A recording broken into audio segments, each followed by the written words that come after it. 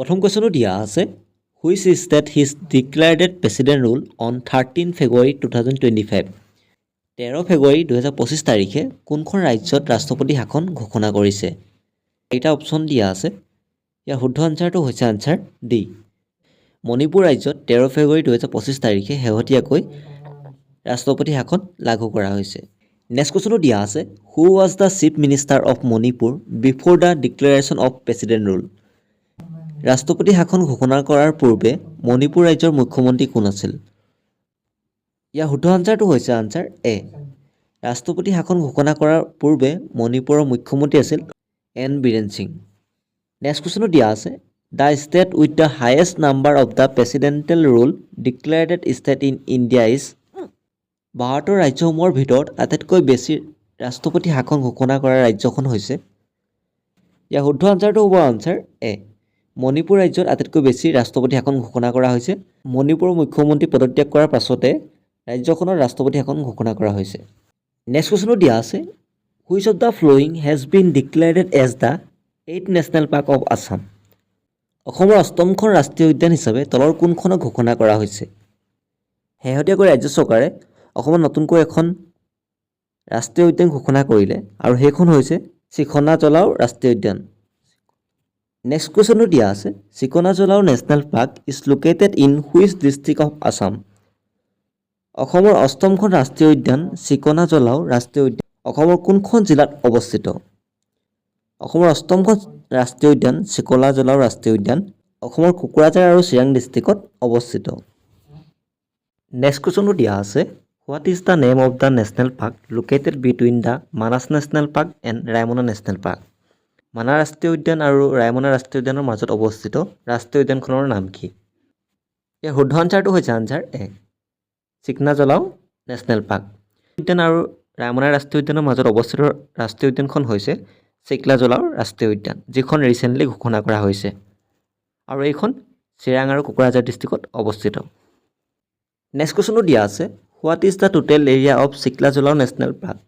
চিকনাজলাও ৰাষ্ট্ৰীয় উদ্যানৰ মুঠ মাটিকালি কিমান বৰ্গ কিলোমিটাৰ যিহেতু চিকনাজলাওৰ অষ্টমখন ৰাষ্ট্ৰীয় উদ্যান হিচাপে ঘোষণা কৰা হ'ল আৰু ইয়াৰ মাটিকালি টোটেল হৈছে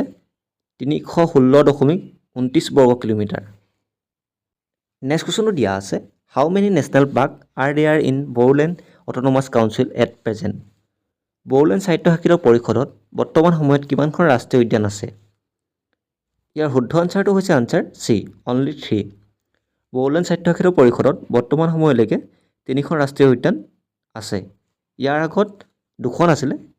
আৰু বৰ্তমান যি চিকনাজলাও ৰাষ্ট্ৰীয় উদ্যান হিচাপে ঘোষণা কৰা হ'ল গতিকে ইয়াৰ সংখ্যা 3খনলৈ বৃদ্ধি পালে নেক্সট কুৱেশ্যনো দিয়া আছে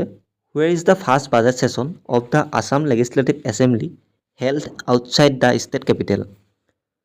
পোনপ্ৰথমবাৰৰ বাবে অসম বিধানসভাৰ বাজেট অধিৱেশন ৰাজ্যৰ বাহিৰত ক'ত অনুষ্ঠিত হৈছে ইয়াৰ শুদ্ধ আনচাৰটো হৈছে আনচাৰ বি পোনপ্ৰথমবাৰৰ বাবে 2025 বৰ্ষত বাজেট ছেছন ৰাজধানীৰ বাহিৰত অৰ্থাৎ দিছপুৰৰ বাহিৰত কোকৰাঝাৰত অনুষ্ঠিত হৈছে আৰু এইখিনিতে কৈ যাওঁ ৰিচেণ্টলি ডিব্ৰুগড়কো অসমৰ দ্বিতীয়খন ৰাজধানী হিচাপে ঘোষণা কৰা হৈছে নেক্সট কুৱেশ্যনো দিয়া আছে which Indian cricketer has been appointed as the event ambassador of the ICC champion trophy 2025 কোনজন ভাৰতীয় ক্ৰিকেটাৰক ICCয়ে চেম্পিয়ন ট্ৰফি 2025ত ইভেণ্ট এম্বেচাডৰ হিচাপে নিযুক্তি দিছে ইয়াৰ শুদ্ধ আনচাৰটো হৈছে আনচাৰ বি শিখৰ ধাৱানক ICCয়ে অৰ্থাৎ ইণ্টাৰনেশ্যনেল ক্ৰিকেট কাউন্সিলে 2025 বৰ্ষত চেম্পিয়ন ট্ৰফিৰ ইভেণ্ট এম্বেচাডৰ হিচাপে নিযুক্তি প্ৰদান কৰিছে নেক্সট কুৱেশ্যনো দিয়া আছে জইণ্ট মিলিটাৰী এক্সাৰচাইজ স্লাইকন 2025 will be held between India and which country in 2025 2025 বৰ্ষত ভাৰত আৰু কোনখন দেশৰ মাজত যৌথ সামৰিক অনুশীলন চাইক্লন 2025 অনুষ্ঠিত হৈছে ইয়াৰ শুদ্ধ আনচাৰটো হৈছে আনচাৰ বি ভাৰতীয় সামৰিক বাহিনী আৰু ইজিপ্ত সামৰিক বাহিনীৰ মাজত যৌথ সামৰিক অনুশীলন চাইক্লন 2025 অনুষ্ঠিত হৈছে নেক্সট কুৱেশ্যনো দিয়া আছে which of the flowing state will host the 39 national game 39 সংখ্যক ৰাষ্ট্ৰীয় খেল তলৰ কোনখন ৰাজ্যত আয়োজিত কৰিব আৰু চলিত বৰ্ষত উত্তৰাখণ্ডত 38 সংখ্যক ৰাষ্ট্ৰীয় খেল আয়োজন কৰিলে আৰু 39 সংখ্যক ৰাষ্ট্ৰীয় খেল মেঘালয়ত আয়োজন কৰিব নেক্সট কুৱেশ্যনটো দিয়া আছে in which boxing category did Lovlina Borgohain win the gold medal at the 39 national game. Lovlina Borgohain 38 সংখ্যক ৰাষ্ট্ৰীয় খেলত কোনটো বক্সিং শাখাত সোণৰ পদক লাভ কৰিলে? অসমৰ পৰা তিনিজনে গ'ল্ড মেডেল লাভ কৰিলে 38 সংখ্যক ৰাষ্ট্ৰীয় খেলত। ইয়াৰ ভিতৰত এগৰাকী হৈছে লাভলিনা বৰগোহাঁই আৰু এই কুৱেশ্যনটো শুদ্ধ আনচাৰটো হৈছে answer D. Lovlina Borgohain 75 KG কেটেগৰীত ৰাষ্ট্ৰীয় খেলত বক্সিং শাখাৰ সোণৰ পদক লাভ কৰিছিল। নেক্সট কুৱেশ্যনটো দিয়া আছে how many gold medals did Assam win the 38 national game. 38 সংখ্যক ৰাষ্ট্ৰীয় খেলত অসমে কিমানটা সোণৰ পদক লাভ কৰিছিল? অলপ আগত কৈ গ'লোঁ মই আগৰ কুৱেশ্যনটোত যে অসমে 3টা গ'ল্ড মেডেল লাভ কৰিছিলে। এটা গ'ল্ড মেডেল পাইছিলে লাভলিনা বৰগোহাঁই, এটা পাইছিলে অংকুশিতা বৰুৱাই আৰু এটা গ'ল্ড মেডেল পাইছিলে যুটীয়াভাৱে নয়নমণি শইকীয়া আৰু বংকুশিতা হাজৰিকাই। নেক্সট কুৱেশ্যনটো দিয়া আছে how many medals did Assam win the 38 national game. 38 সংখ্যক ৰাষ্ট্ৰীয় খেলত অসমে কিমান সংখ্যক পদক লাভ কৰিলে? 38 সংখ্যক ৰাষ্ট্ৰীয় খেল উত্তৰাখণ্ডত আয়োজিত হৈছিল আৰু ইয়াত অসমে মেডেল লাভ কৰিছিলে। তাৰ ভিতৰত আছিলে 3টা গ'ল্ড মেডেল, 15টা চিলভাৰ মেডেল আৰু 16টা ব্ৰঞ্জৰ medal.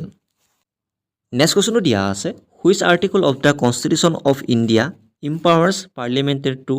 Regulate matter of citizenship.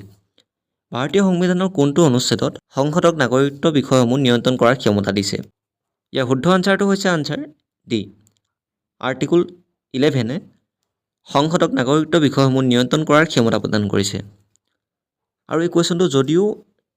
Current এফেয়াৰৰ লগত ৰিলেটেড নহয়, কিন্তু মই এইকাৰণেই দিছোঁ সংবিধানৰ কুৱেশ্যন, কাৰণ বৰ্তমান সময়ত যি নাগৰিকত্বৰ বিষয়ত অলপ মাজে মাজে সংসদত আলোচনা হৈ থাকে, গতিকে এই কুৱেশ্যনটো আপোনালোকৰ এক্সামত আহিব পাৰে। গতিকে মই এই কুৱেশ্যনটো কাৰেণ্ট এফেয়াৰতে মই ভৰাই দিছোঁ। তোমালোকে আমাৰ লগত টেলিগ্ৰামত জইন হ'বলৈ ছাইডত থকা QR ক'ডটো স্কেন কৰি জইন হ'ব পাৰা, নতুবা টেলিগ্ৰামত গৈ তোমালোকে ব্লগ উইথ ষ্টাডি 19 বুলি চাৰ্চ কৰিও জইন হ'ব পাৰা।